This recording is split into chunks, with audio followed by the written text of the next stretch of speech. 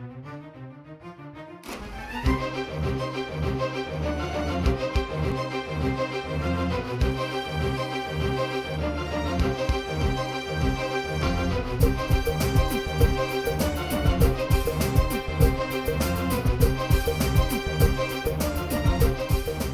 music, or food, or athletes, and now our Blue Mountain Range. It's Jamaican heritage to the world. It's Heritage Month, and all month long we'll be celebrating the things that make us uniquely Jamaican and focusing on protecting and preserving our cultural heritage and the sites erected to honor this rich tradition. If you need more information on Heritage Month activities, go to the Culture Ministry's website, myc.gov.jm. Hello and welcome to another edition of Jamaica Magazine. I'm Andrea Chisholm, your guide for the next half hour. There's a lot in store for you, so please stay with us.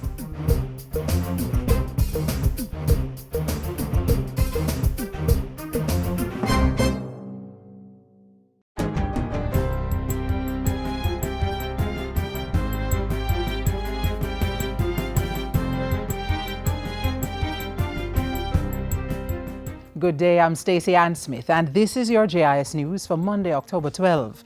A new block to house 140 students has been opened at the Four Paths Primary School in Clarendon. Education Minister Reverend Ronald Thwaite says building the 4-classroom block is among the measures to remove the school from the shift system. Let us try by next year this time to do what is necessary to get you off the shift system. That is what I really want us to accept today. Meanwhile, the little ones at Medina Primary and Infant School in Manchester are now enjoying new upgraded sanitation facilities. The new bathroom block was built by Food for the Poor Jamaica as part of the Education Ministry's ongoing program to replace pit latrines in schools island-wide. Officially opened last Thursday, the new bathroom also comes equipped with a water tank. Education Minister Reverend Ronald Thwaite says another 50 schools are also on track to get new bathrooms next month. The remaining 70, yes, will be replaced. The pit latrines will be replaced, yes, before September morning comes next year. The money put down already. And the Education Minister says he's taking steps to ensure Jamaica's education sector benefits from the £360 million in development assistance for the Caribbean, announced recently by British Prime Minister David Cameron. I put in the paper already to use some of that money to build high schools in Jamaica. If that money is available, yes, we are going to use it, yes, to lift ourselves out of all of the history of the past. He said the first meeting to discuss the proposal will be held this week with the British High Commissioner to Jamaica. When he made the announcement, Mr. Cameron had indicated that £300 million of the money represented cash grants for infrastructure projects in the region. The Southern Regional Health Authority has received a well-needed donation of new beds for hospitals in the region. The donation of 60 hospital beds and mattresses was made recently by Food for the Poor Jamaica. Director of the Health Authority, Michael Bent, says the donation will improve service delivery and increase the authority's capacity to handle demands on its services. The Southern Regional Health Authority covers Mandeville Regional, Maypen, Black River, Percy Junior, Laneltown and Chapelton hospitals. Farmers who use different sets of workers for reaping and related activities are being urged to create a database to safeguard their businesses. Head of the Agriculture Ministry's Pradial Larceny Unit, DSP Kevin Francis, shared this and other safety measures with farmers during a recent community meeting. You also need to ensure that you get the relevant names, next of kin. You also need to ensure you have background checks where necessary on the employees that are employed to your operations. By doing so, you will create a system where persons may feel a sense of being caught if they take the chance to steal your produce. DSP Francis is also appealing to farmers to set up signs warning when their produce has been sprayed and to avoid some of the unconventional methods used to deter thieves.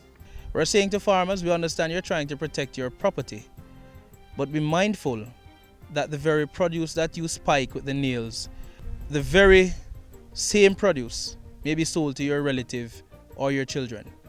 And finally, the Ministry of Science, Technology, Energy and Mining is implementing a series of measures to strengthen government cybersecurity. State Minister Julian Robbins says these include cybersecurity sensitization sessions with all management information system officers within government entities. We felt it was necessary to bring the skills of the MIS officers who have responsibility for cybersecurity within the ministries, agencies, and departments up to a particular level. Minister Robinson was speaking at a JIS think tank last Thursday as part of activities to observe October as World Cybersecurity Month. He said the launch of the cybersecurity strategy in January and the appointment of a chief information officer were also helping to secure the country's online space. And that's it for JIS News Today. I'm Stacey Ann Smith. Thank you for watching.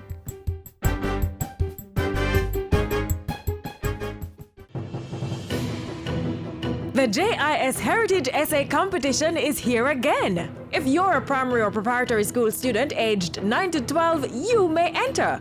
Write an essay on the topic, A Day in the Life of My Favorite National Hero. Ensure your essay is 400 to 500 words. Include a title page and list of references, with JIS being one of the sources. And submit the essay using the application form on the JIS website, jis.gov.jm. Deadline is Saturday, October 31, 2015. So start writing your essay today! For more information, contact the Jamaica Information Service at 926-374-026, extension 2137 or 2023, or email heritageessay@jis.gov.jm. Prime Minister Portia Simpson Miller has condemned in the strongest manner the violence meted out to a family of 10 in Marchtown, Hanover. 6 family members were killed while 4 were hospitalized with gunshot wounds and severe burns. That was one of the pressing matters the Prime Minister responded to this past week. A full recap is coming up on Jamaica House Weekly.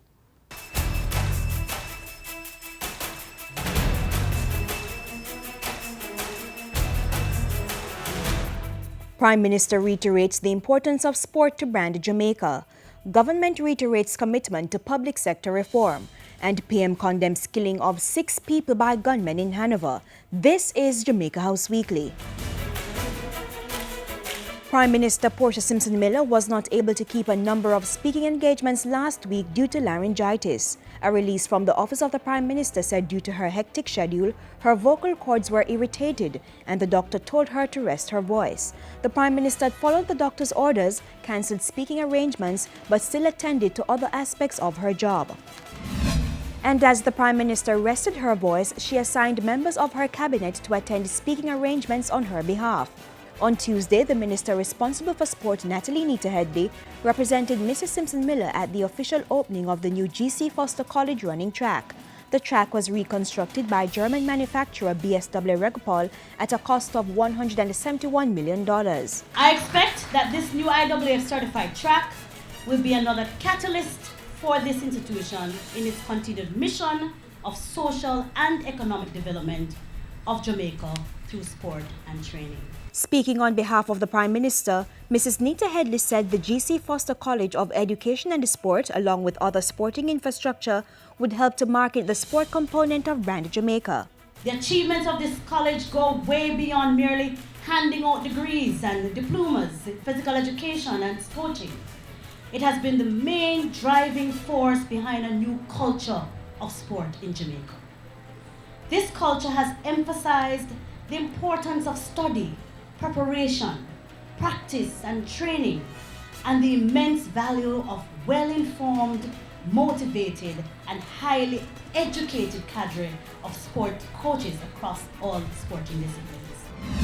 And the Industry, Investment and Commerce Minister took the Prime Minister's message on the value of good customer service to public sector workers last week. Minister Hilton urged the public sector workers to continue implementing aspects of the Public Sector Transformation Program by improving the level of customer service. He was speaking at the 2015 awards ceremony for the Public Sector Customer Service Competition. In essence, an important part of your job and mine, that is the Prime Minister, of course, I dare say, must be to make that citizens' engagement experience with government an easier, more pleasant, and solutions-oriented one. Our job is to facilitate, not frustrate. Mr. Hilton pointed to the one-stop shop for business registration at the company's Office of Jamaica and the same-day card service for the National Health Fund as some of the positive changes in the public sector. Your performance is a testament of a commitment to a process that is absolutely necessary if we are to create a more effective public sector. Let today's exceptional examples of quality customer service within the public sector serve to inspire others as to why we do what we do and what motivates us to serve. 2 public sector entities received the Prime Minister's trophy for the Best Customer Service Entity. In the single location category, the Administrator General's Department copped the prize, while the National Health Fund won the Best Customer Service Entity in the multiple location category. The Firearm Licensing Authority was the most improved entity. And the Prime Minister also congratulated Chief Executive Officer of Sandals Resorts International, Adam Stewart, for receiving the Caribbean Hotelier of the Year award. In a statement, the Prime Minister said it was in recognition of Mr. Stewart's extraordinary leadership and transformation of the Sandals brand. The Prime Minister noted that Sandals invested some $150 million recently to expand and improve its operations in Jamaica. And the Prime Minister has condemned the killing of 6 people and the injury of 4 others by gunmen in Marchtown, Hanover last week. Mr. Simpson-Miller appealed to anyone with information about the incident to tell the police what they know so the perpetrators can be brought to justice. The Prime Minister also expressed her deepest sympathies to the family members of the victims and to residents of the community. She also wished the injured persons a speedy recovery. And that's it for this week's edition of Jamaica House Weekly. Join us next week for the latest from the Office of the Prime Minister.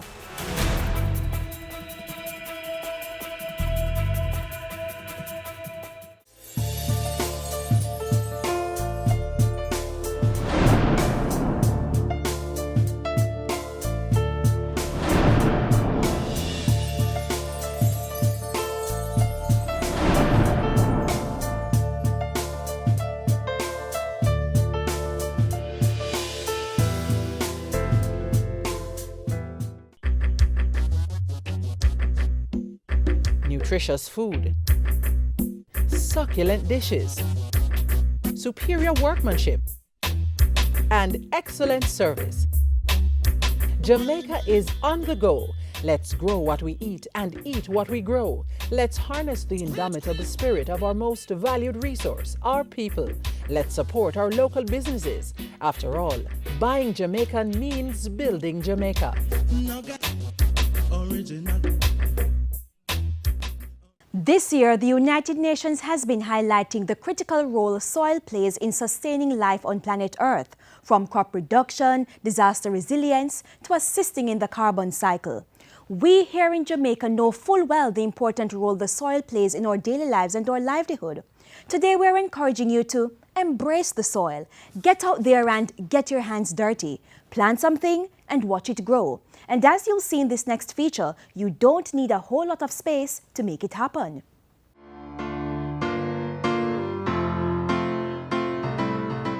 This garden is beautiful, right? Well, it took quite some time and a lot of hard work to get it to this stage. Did you get it in someone's backyard? It is. Backyard gardening is one sure way of eating healthy and saving money. Today, both you and I will be learning some important pointers on growing our very own garden. So, come, let's dig some dirt. With me is Master Gardener Rashida Linton. She'll be telling us what to consider when choosing a location for a garden. Rashida, this looks like a good enough location. It is. This is quite okay. You need to ensure that your property is located in an area that receives anywhere from 6 to 8 hours of sunlight per day. Okay. In fact, you need to also ensure that it gets adequate amount of water. It could be either a water tank, a roof gutter, or just a simple tap. You know what? Chris, he's well informed, very experienced. This is his property. Okay. He'll be able to tell you anything you want to know. Chris, this is Kerry. Kerry, this is Chris. She's interested in farming. Please tell her anything she wants to know. See you guys later. Okay. All right, later. Get geared up. You'll need gloves and rubber boots. First, clear the land of stones, tins, broken glass, or other types of trash and large sticks or plastics that will hinder your plant's growth. Next, use the fork to dig the area and loosen the soil. You may want to make sure that you fork at least 10 to 12 inches or roughly 25 to 35 centimeters so that your plant roots grow easily. This is also the time that you should add whatever animal manure you have to the soil. Also, you may consider adding sand to improve soil structure and drainage. You want a nice crumbly texture. How much manure do you need? Use 1 kilogram or about 2.5 pounds of chicken manure or 4 kilograms or 8 pounds of cow dung or goat manure to 1 square meter or a yard-sized bed. Fork the manure well into the soil and keep forking to mount a raised bed that is at least 3 feet wide or 90 centimeters and 20 to 30 centimeters or 1 to 12 inches high.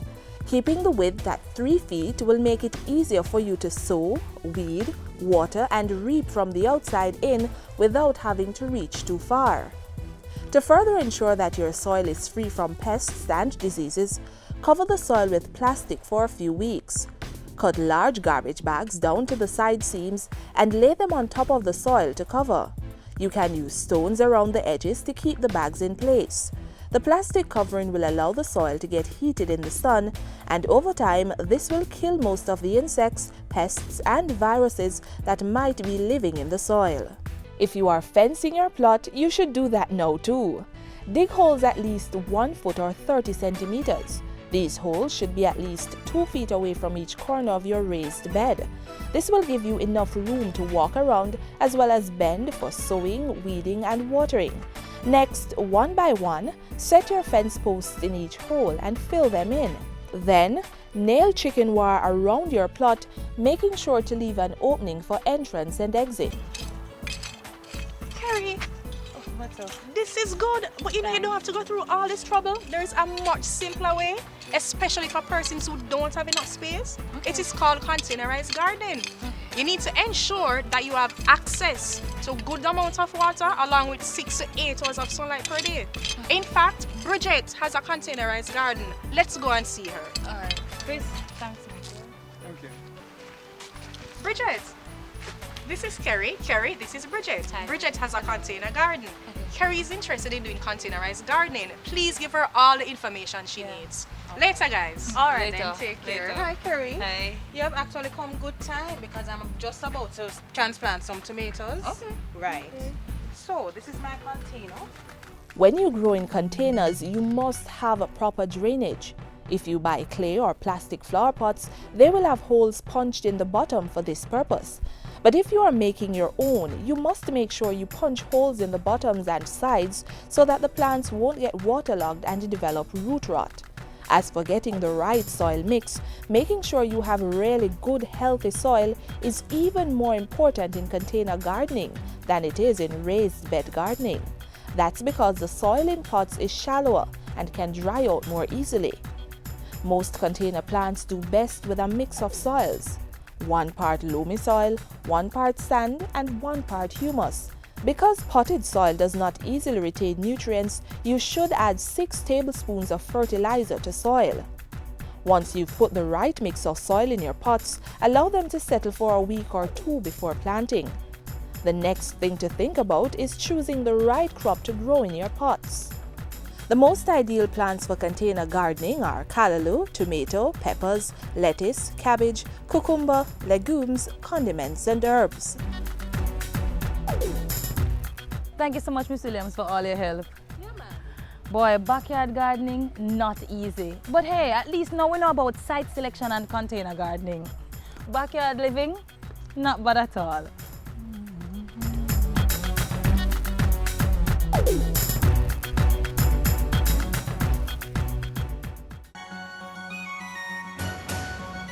The JIS Heritage Poster Competition is here again. If you are an artistic teenager, the JIS Heritage Poster Competition is just for you. All registered secondary school students are eligible to enter. All you have to do is this: complete the entry form on the JIS website, jis.gov.jm. Then create a poster using images provided in the picture resources on the JIS website. And the topic: a moment in the life of a Jamaican national hero. Ensure that your poster is no larger than 11 inches by 17 inches and keep a copy of your poster. Posters will be judged on interpretation of the topic, originality, and presentation. Now for the submission details. Upload computer-designed posters using a cloud storage service such as Dropbox, SkyDrive, or Google Drive. Mail or drop off illustrated posters at the JIS head office or Montego Bay office. Deadline for submission is Saturday, October 31, 2015. So come on, unleash your creativity and win lots of prizes. For more information, contact the Jamaica Information Service at 926-374-026, extension 2137-2023, or email heritageposter@jis.gov.jm. As we observe Heritage Month, we zone in on one of our national treasures, a woman who has made her mark on this little island. Lend me a nanny now. Nanny? Which of the money is that again? You know it's long time me no use Jamaican money. Cause me not here, me in foreign. It's the $500. The one with the only female hero on it. Nanny of the Maroons? Yeah. Or you remember she either? Yeah, you know, a little bit. What? Oh, you feel remember the great Nanny of the Maroons? Alright, let me give you a run through.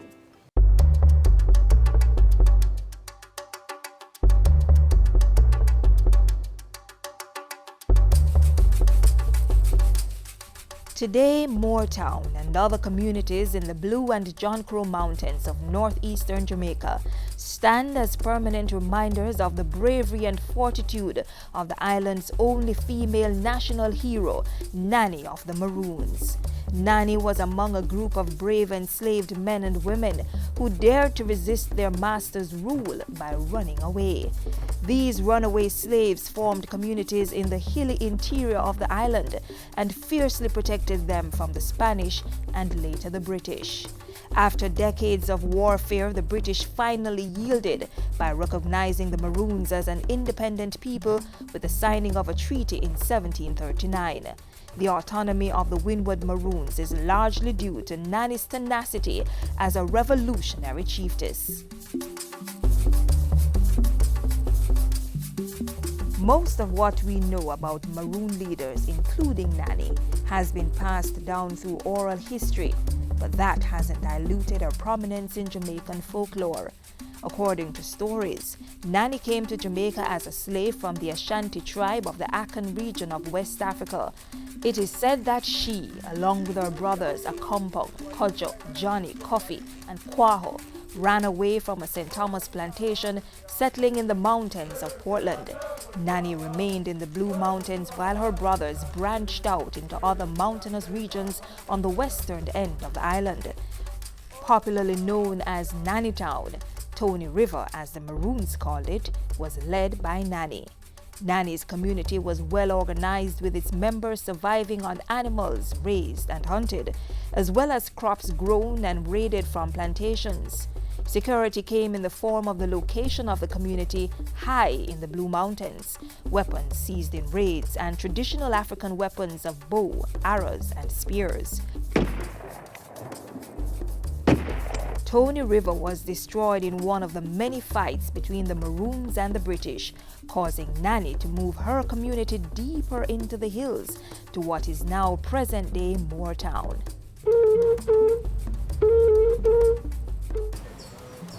Oh, me remember now. But you see, this part of the story, I hear it time and time again. But what I'm curious about though is what kind of woman she was. I mean, like, with all the fighting to maintain freedom, a family. Did she have any husbands? Yes, man. Nanny was a woman for all seasons. From the stories me hear, she didn't marry a man named Ado, but them never have any children. That no means that she never married any children, you know. She was mommy nanny, granny nanny. She helped raise most of the children in Tony River. Innit? Nanny was our mother. She was our queen, she was our priestess, and she was our chieftainess. Because she operated in all four roles, right? She was mother for the entire community. She was royal, she was regal, right? She was a queen. In terms of the spiritual ways of the community, in the guiding of the community, she was that person who would take on that role for the community. She was a military strategist for the community as well, so therefore she was a chiefess.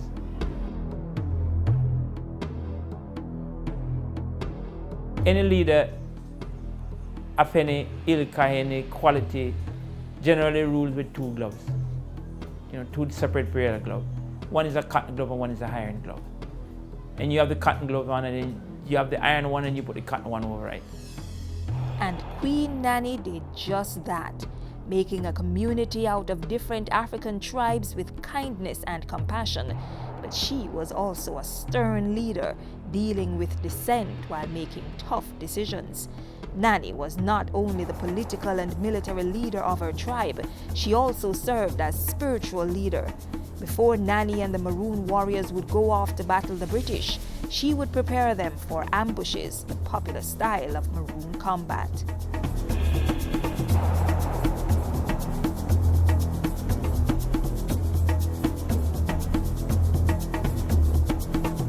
Warriors would be trained, and everybody would be given a cut, and they would send to a special pool in the river, right?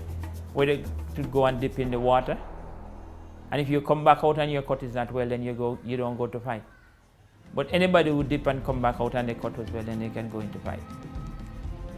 You know, there are times when it requires a consultation with the jege, and if you consult the jege and the jege tell you can't go, then you don't go to fight. You do a lot of things, and that was going on the responsibility. Always looking out for the well-being of her fellow Africans, Granny Nanny rescued slaves from the plantations on the plains. It's often said that after the Maroons signed the treaty with the British, they began to turn back runaway slaves, or even captured them for the British. The fact is that the Maroons would have taken in more persons than they would have returned. 200 years ago, 275 years ago, it had much more vegetation than now. It was much more covered, and more people could have come and stay in the community undetected by the authorities. The authorities had 2 white superintendents who were supposed to reside with the Maroons, and most of the time the Maroons make life for them rough, so that they had to leave. So many of the time they never really have the white superintendent living with them, so they could take in anybody that they want. The Maroons would have deliberately gone to the plantation and take away slaves from the plantation.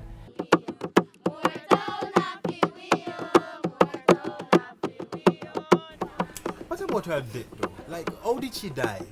Well, the British want people to believe that them loyal slave copy did kill her in the war. But the Maroons themselves Nanny lived long after the war ended. She buried in a bump grave in Moortown. Her legacy. Talk to me about her legacy. Legacy. Today, Maroon communities such as Moortown continue to keep Nanny's warrior spirit and Maroon heritage alive. We like Jamaica to know that we're still here. You know, the generation is still here, and we're still keeping the things together. You know what I mean? We still drum, we still dance, you know. So Jamaica can just keep on, you know, come and who want to can come and visit the community, and we're here, you know, to take you on the tours wherever you want to go. You want to go to Nanny Falls, you know what I mean? You want to sit and reason about Nanny. We're still here. It's not like the culture dead out or anything like that. So Nanny was truly a mystical woman of all seasons. Yes. Like when we tell you more about the heroine, we can get the Nanny now. You're not easy, you know. But no problem. You can have your Nanny.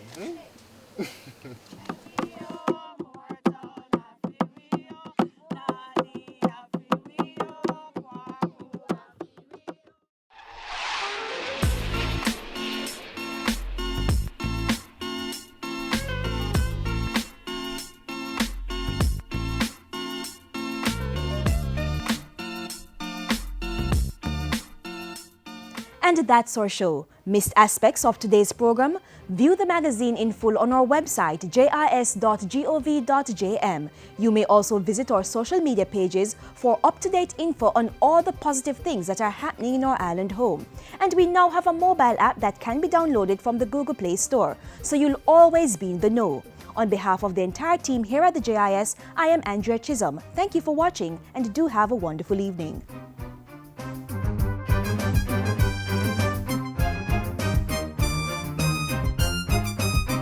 This has been a production of the Jamaica Information Service, the voice of Jamaica.